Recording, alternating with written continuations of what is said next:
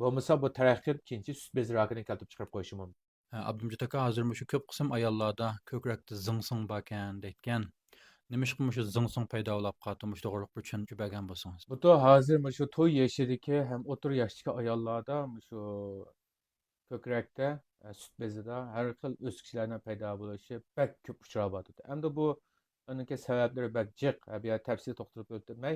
Birinchisi bolasini 2 yosh hatto 3 yoshgacha to'liq emitmagan bo'lsa. Ikkinchi birisi yallik tomoqlarni doim iste'mol qilgan. Uchinchi birisi shu uyg'otquchi har xil shunda dorilarni ko'p iste'mol qilish sababidan ayollarda shunda sut bezida o'sish paydo bo'lib qoladi. Endi bu sut bezida o'sish paydo bo'lib qolgan chog'da buningki dastlabki alomatida qanday bo'ldi degan chog'da bosh chog'da og'rimaydigan, lekin tutqan chig'ida yoki bo'lmasa odat ko'rgan mezgillarda og'rish kuchib ketadi. Bosh chog'da normal turgan bilan.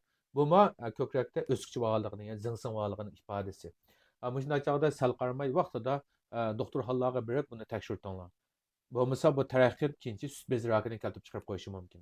Endi sizda shunda sut bezida shunday har xil o'sishi paydo bo'lib qolgan bo'lsa, bunga qanday diqqat qilamiz degan chog'imizda birinchidan bayon deganga o'xshash yallik yemak-ichmaklardan bular shu kala go'shti, loza achchiq suv, achchiq xogo qatorliqlardan, ya'ni tiz taomlardan, to'qib pachiqi, to'qib qanoti qatorliqlardan parhez tutinglar. Undan bo'lak shu badanni urug'latgan har xil yemak-ichmaklarni yeyishni darhol to'xtatinglar.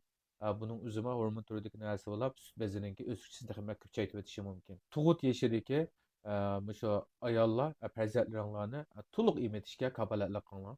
Shunday bo'lgan chog'imizda shu sut bezidagi har xil o'sikcha, zingsinglarninki badaninglar yamrab ketishini yoki bo'lmasa buni ham taraqqiy qilib boshqa kasalliklarga o'zgarib ketishiniki oldini olib o'tib.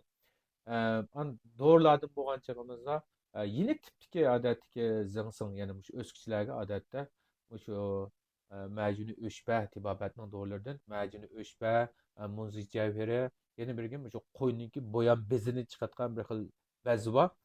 Shuni yasayotgan istirfil g'udda deb bir dorimiz bor.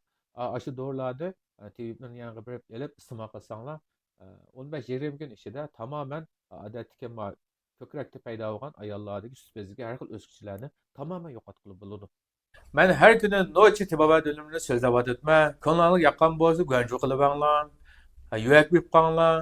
Fikir tətbiq olsa, yazıb qanlar. Hət köşələr məsələn.